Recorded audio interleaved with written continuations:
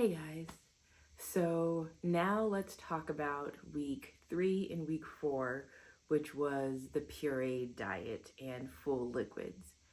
So for me, I tried starting the protein shakes, the ones that I've always taken, the Soylent Complete Protein Shakes, on the morning of that day, and it did not sit well in my stomach. I most likely drank too much, but I drank about half of one of my shakes, and I had something that felt similar to dumping syndrome.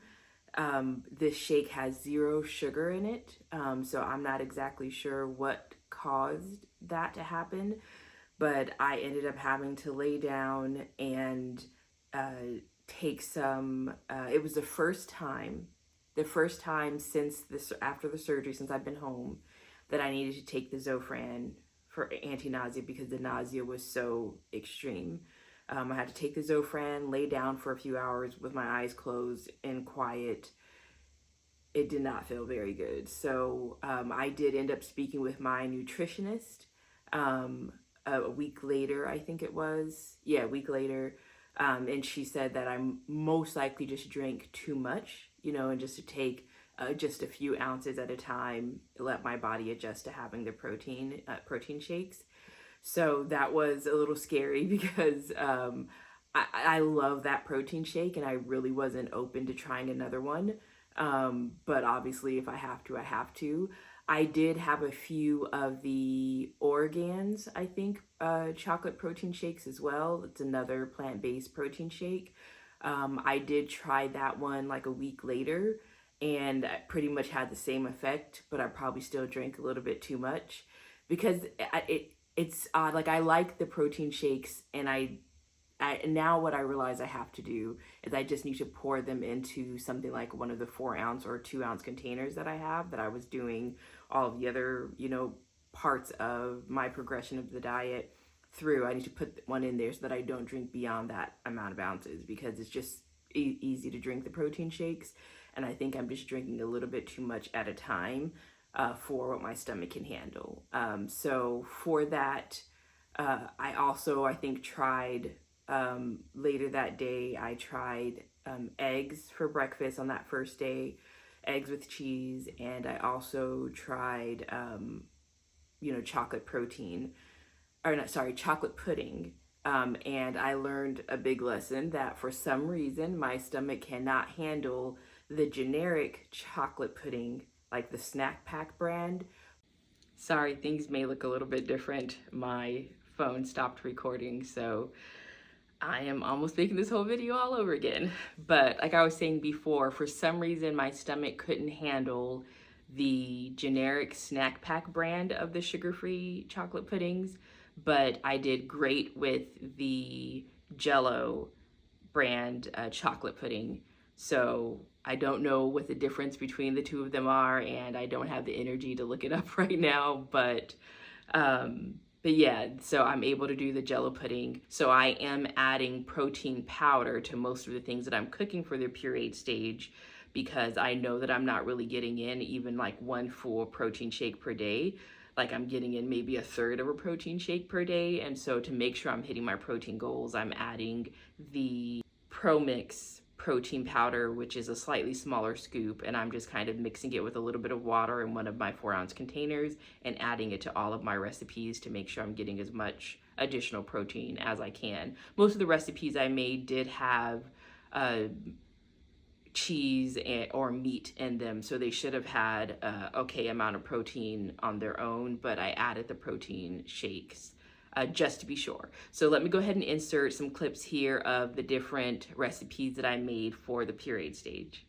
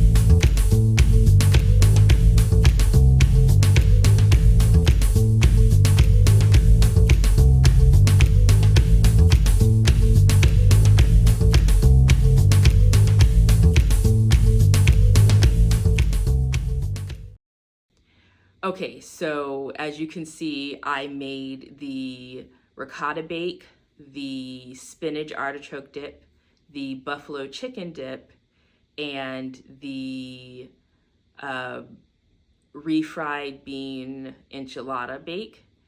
And in addition to that, I also made tortilla soup, just a tortilla soup recipe that I've been making for a few years now. I'll go ahead and add the recipe in the description below if anybody wanted to try it. And I'll also put a little clip up here of the recipe, like a little visual of the recipe. I have a short that I made of the recipe for that, showing like what I made for that. As well, that actually really worked for the pureed stage for me as well. Just like the issue that I was having in the beginning with just getting tired of things, I made all of these. I had to make so many different recipes because I was getting really tired of things really quickly. So the first thing that I stopped being able to have was the buffalo chicken dip. I don't know if it was for the fact that like my stomach just didn't like the canned chicken. Now I've had buffalo chicken dip many times and I always loved it, never had any problem with it. However, it was always baked. But the recipe that I watched and got from a YouTuber, which I'll go ahead and link her page in the video that I used for those recipes below. And a couple of other people I watched too, no one was baking or cooking the buffalo chicken dip because obviously the chicken in the canned chicken is already cooked. So I don't know if that's what made it not sit well in my stomach, but after about 3 or 4 days of the buffalo chicken dip, although I loved the flavor, it was making me nauseous. It just wasn't sitting in my stomach that well. Now, the buffalo chicken dip and the artichoke dip, both in the recipes, had the ranch packet in it. So that could have also been maybe what was upsetting my stomach. Because the second thing that I stopped eating was the artichoke spinach dip. Those two things, after about 5 or 6 days for the artichoke spinach dip and about 3 to 4 days for the buffalo chicken, both made me nauseous. Now, I could have done, like if I were to do these again, I might do it with like no ranch, none of the ranch packet, or I might have tried it with only half of it. I did make large portions, so one packet seemed okay, but maybe I should have used a little bit less. So just be aware that like depending on how much you season some of these recipes, they may make you nauseous or they may not make you nauseous. So knowing how your stomach has been, like with the surgery and with the broth that you've tried, kind of decide from there how much you want to season some of these. I think I probably seasoned it a little more than I should have for the stage of where my stomach was. However, I was so excited for new flavors and for seasoning and things like that in my meals that at first the extra seasoning tasted heavenly. But then after a couple of days, it was kind of making me a little bit nauseous. The other thing I did also add during the pureed stage was scrambled eggs, which is something you can add. I would just make like 5 or 6 scrambled eggs and then just put them in the 4-ounce containers. And they basically, 5 or 6 scrambled eggs would make 5 or 6 4-ounce containers. So basically one egg fit in a container, and I could have those for lunch on and off every other day. I will again say that I 100% suggest the containers, the 2 and 4-ounce containers that I used. They are great. I will link them again below. I think they're linked in my last 2 videos as well. But the great thing about these are that they're reusable, the lids are attached, and they're microwave safe. And you can also put them in the top rack of your dishwasher. I've just been hand washing them, but it's been so helpful to have those. And I'm not just throwing away a bunch of containers. I'm just washing them and reusing them. And I'm sure I'll be able to reuse them in the future for lots of other things. But I find those so very helpful. I just wash them once a day, let them dry on the drying rack, and of course I got a large packet of them. I didn't need as many. I think I got like 100. I think that might have been the smallest that you can get, but those are going to be helpful. I'm sure I'll find craft ways to use them as well, for paint and for glue and things like that, so they'll get used. But they've been so helpful for this process, and to be able to just warm it up whatever you're going to eat and put it in the microwave for like 30 seconds to a minute, and not have to put everything in a different dish is very helpful to save some time. So I will definitely suggest that those have been like wonderful, and I would never use anything else. Like I understand for some people finding the time, especially those of you who have families and children, finding the time to wash out all of those little containers might be a little bit too much. So having something disposable is helpful, but you're gonna have to wash out whatever you reheat it in anyway. So it's just something to think about. So the next thing that I stopped being able to eat was the ricotta bake. Now, in the beginning, the ricotta bake was my very favorite thing, and I was probably eating the ricotta bake more frequently than I was eating any of the other recipes, and that's probably why I got a little bit tired of that one faster, but it tasted amazing, tasted just like lasagna. I loved it. I did have melted cheese on all of these recipes, and my stomach had no problem with the cheese, with the melted cheese. So that you can try that out, see if that works for you. But it was great. It was all reduced fat or low fat mozzarella or cheddar cheese in these recipes. The ricotta bake, like I said, was one of my favorite things, but after about a week and a half, I wasn't able to eat it anymore. I was just very, very tired of that recipe, which is why I had so many recipes that I did during this pureed stage. So that's why I eventually added the tortilla soup and the refried bean enchilada bake. Both of those I really enjoyed. They were really good. My very favorite thing I made during this whole process was the tortilla soup. I made twice as much of that as I made anything else because I was like, I'll just freeze half of it. But I ended up making it through an entire batch of tortilla soup in just 1 week. So that ended up being what I had the most. That's what went down the easiest, and it's the flavor that I enjoyed the most. So I would definitely suggest if you can make your favorite type of soup, even something like the tortilla soup, obviously without the tortillas, is a great option. I will probably have this again during the soft food stage, and I'll probably not puree it as intensely and add in some other things like avocado and maybe cheese, because this didn't have cheese in it. So I'll maybe add cheese and stuff like that to this as well for the pureed stage, hoping, fingers crossed, that I don't get tired of it by having it too often. One thing I will warn you, that if you decide to try any pre-made soups or canned soups, you're going to want to strain them, because a lot of those are going to have chunks in them or have things like beans or corn, and the skins from the beans or the corn, if they don't puree gone, those may upset your stomach. I did have a corn chowder that I had in my pantry that I went ahead and tried pureeing, but I didn't strain out the corn and the bean skins the first time, and it made me very nauseous, and it was pretty painful to digest. So you're going to want to make sure you strain some of those things at least the first week, if not further on of your pureed stage, because those just and it said in my instructions that I should be straining all the soups, but it just didn't seem like just having that little bit didn't seem like it was going to be too bad. But even though they are really small pieces, it did not go down well. Still at this stage, I am struggling to get in my full amount of fluids, or at least my full amount of water. My goal is to have at least 60 ounces of water per day. I am still having broth, but my nutritionist did let me know if I'm still having broth to make sure that I'm adding protein powder to the broth. So I am adding the flavorless protein powder to the broth when I'm having it. I am still having sugar-free Jell-O, sugar-free pudding, and sugar-free popsicles, and I know some of those do count as my liquids, but I'm not counting those as part of my liquids. My goal is to get in 60 ounces of water, and anything else I have addition to that is just a plus. So I am trying my best to get that in. Some days I succeed, some days I don't. I did end up having to use the Berrytastic app and have it give me a reminder every 30 minutes to drink water.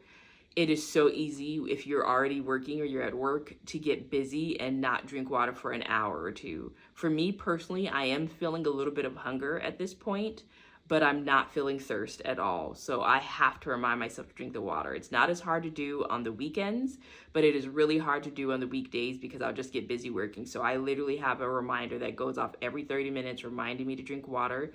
Now, I am using a straw, and I'm okay to use a straw at this point. I'm not having any kind of gas from it. I'm not doing any gulping or anything like that from using a straw. And I know that using my 40-ounce Simply Modern container is going to be the best option for me to reach my goals. So I have the 40-ounce container. I have my 12-ounce Yeti water bottle that I'll have next to me as well, and for when I get through the 40 ounces. And then I also fill up a 16-ounce other water bottle that I have, a clear glass one, where I put the Noon tablet in there, and I have that. So I'm able to have that 16 ounces with the Noon tablet and the 40-ounce water bottle, and then I have to push myself past that point, and I'm trying to slowly sip on the 12-ounce water bottle as well, to help me get to that goal. And some days I get there and some days I don't, and I do need to stop drinking too close to bed because I don't want to be waking up too many times at night to use the restroom. But it's still a struggle. You know, like I said, I don't feel the thirst, and so it's something I'm forcing myself to do. My stomach is still struggling to have large amounts of water. So I know I'm getting in enough liquids in the day, but my goal is to get at least 60 ounces of water, and having these different types of water vessels is helpful for me because it's how I monitor it. I know that I wouldn't do well with like a giant 60-ounce water bottle that has like the time of day to drink. Like that would be so overwhelming for me to see all the water in one thing, like to have to make it through like that. So that might be helpful for some of you to try like one of the giant 60-ounce water bottles that tell you where you should be at each part of the day. But I know myself that I will get overwhelmed with seeing all that water at one time. At this point of the diet is also when you add your supplements. So now I have added in my multivitamin, and I've added in my vitamin D, and then I was able to add the other supplements that I take, which is the fish oil and the magnesium. But having those extra supplements have been really helpful for me to keep everything regular going with the digestion and the bowels, because for me, having fish oil and magnesium daily keeps everything pretty regular. So, I mean, I'm not eating much, so just maybe TMI, but maybe one bowel movement per day. Sometimes two, but most of the time only one. But I'm not experiencing any constipation. But I have the Miralax, the Phillips, and suppositories aside just in case. I know once I start the soft foods and start going on, I should have more regular bowels, so I'll really have to be keeping an eye on that. But what makes things a lot easier for me in that department is having the magnesium and fish oil daily, which have been a part of my supplement routine for many years now, and they also help very much with the fibromyalgia and rheumatoid arthritis symptoms. I'm still incorporating the non-fat Greek yogurt as much as possible for a lot of these recipes that tend to work well with like sour cream. I'll add a small like dollop of maybe half a teaspoon of non-fat Greek yogurt after I've warmed up one of these pureed 4-ounce containers. I'll add a little dollop of the sour cream on top, or the Greek yogurt as sour cream on top, and that's been nice when I needed the flavors to change up a little bit, or maybe to soften some of the flavors. So keeping that incorporated as well. I think when I start the soft foods diet is when I'll start reincorporating smoothies into my breakfast. The main thing I'm concerned about is I don't know how to make a small smoothie. My smoothies always end up being a venti size smoothie every time. So I need to learn how to make smoothies that are a little bit less volume, because obviously I won't be able to drink that much of a smoothie. And I know I'm not going to want to just like put it in the freezer and have the rest of it another day. I mean, maybe I will. I guess I can try getting some silicone ice cube or silicone molds that I could put it in and just re-blend it with more liquid. But I would like to be able to just make fresh smoothies each day and not have so much excess smoothies. So that's definitely something I need to learn to do. But I will be needing to strain those smoothies, because I like to do smoothies with lots of berries, and I know that the seeds of the berries are still like something that we shouldn't be having this early on. So even when I start the soft food diets, I'm still supposed to be avoiding those seeds of berries. And the type of smoothie I make has lots of seeds in it, so I will have to make sure the smoothie is thin so that I can strain out the seeds. So that'll be something I'll be starting in the next couple days when I start my soft foods diet, and I'll go ahead and make sure I document that as well. I will continue to add protein powders to everything for the soft foods diet, and I will also start weeding out any recipes that have meat in them. I do prefer to have a plant-based diet, so I want to get back to that. I just knew that it was going to be hard to reach the protein goals in the beginning, so I went ahead and allowed meat into my diet for this beginning part, but I will start incorporating tofu and different vegan meats and things like that into the soft foods diet phase, and I'll definitely make sure I let you guys know what does work and doesn't work for me as far as some of these plant-based meat products go. All right, well, thank you so much for joining me again on this journey, and I'm so happy to share this with you. Please let me know if you have any questions, and I look forward to talking to you again next time. All right, bye.